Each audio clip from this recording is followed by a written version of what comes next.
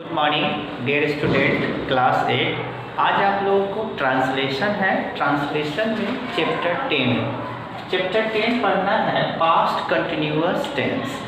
तो पहले पढ़े होंगे आप प्रेजेंट कंटिन्यूअस, अब just as a past continuous पढ़ना है। तो कंटिन्यूअस में आपको सिर्फ फोकस क्या करना है कि कंटिन्यूअस अगर आपको देखा हुआ मिले, चाहे वो किसी भी टेंस में हो, तो उसके साथ आप ना वर्ब फोर यूज कीजिएगा।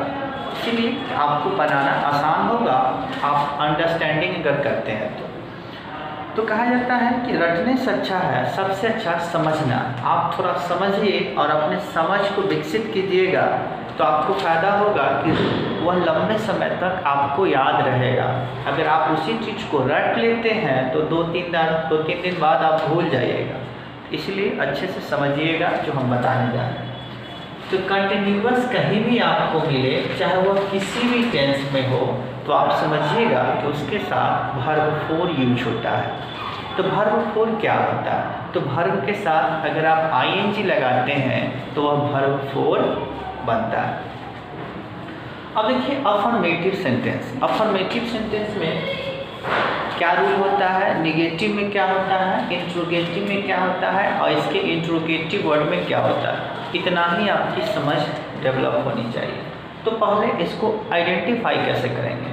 तो अंत में क्या होना चाहिए? रहा था, रही थे, रही थी, रहे थे लगा हो तो उसको हम लोग क्या कहते हैं? तो पास्ट कंटिन्यूअस टेंस कहते हैं। तो पास्ट कंटिन्यूअस टेंस जैसे मैं जा रहा था, मैं आ रहा था, मैं खा रहा था, मैं एक पत्र लिख रहा था, मैं पटना जा रहा था।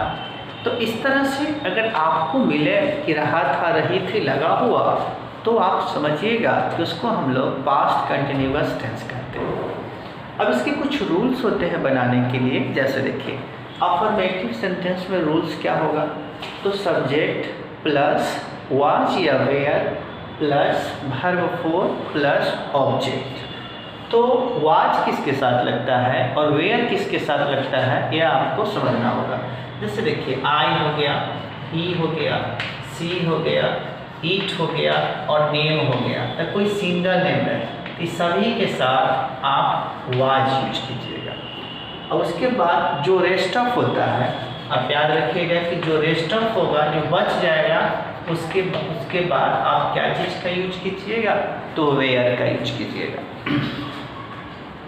अब देखिए वह जा रही थी, तो वह जा रही थी ये फीमेल को इंडिकेट करता हुआ, तो यहाँ पे क्या होगा? सी, इसके साथ क्या लगेगा? वाज, और जा रही थी। तो जाना का वर्ब फोर क्या होता है? तो जाना का स्पेलिंग गो होता है और उसका वर्ब फोर क्या होगा? तो गोइंग होगा। यानी सी वाज गोइंग, वह जा रहे थे। अब आते हैं निगेटिव सेंटेंस में। इसका स्ट्रक्चर क्या होता है? सब्जेक्ट प्लस वाज या were plus not plus verb four plus object. याद रख सकते हैं सब्जेक्ट प्लस वाज या were plus not plus verb four plus object, या निगेटिव में इसका होगा बनाने का स्ट्रक्चर। इंट्रोगेटिव में बनाने का क्या स्ट्रक्चर होगा? तो वाज वेयर पहले आ जाएगा, उसके बाद subject plus verb four plus object plus question mark का यूज होगा।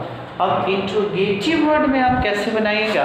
तो इंट्रोगेटिव वर्ड प्लस वाज या were plus subject plus verb four plus object plus question mark. तो इस तरह से लगाकर आपको क्या करना है कि पूरे एक्सरसाइज को बनाकर मेरे व्हाट्सएप नंबर पे आप सेंड कीजिएगा। That's all.